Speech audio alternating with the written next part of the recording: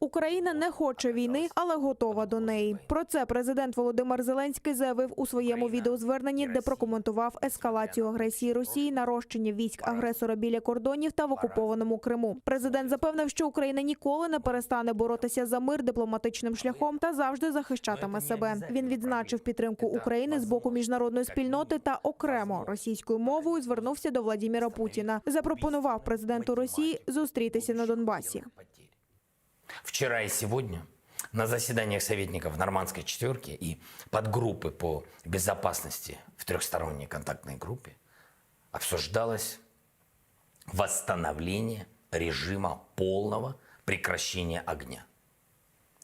Но несмотря на поддержку всех сторон, Россия отказалась поддержать общее заявление. При этом прозвучало предложение встретиться на линии разграничения, чтобы максимально точно увидеть и понять ситуацию. А что же мне понимать? Я прекрасно все понимаю, я каждый месяц там бываю.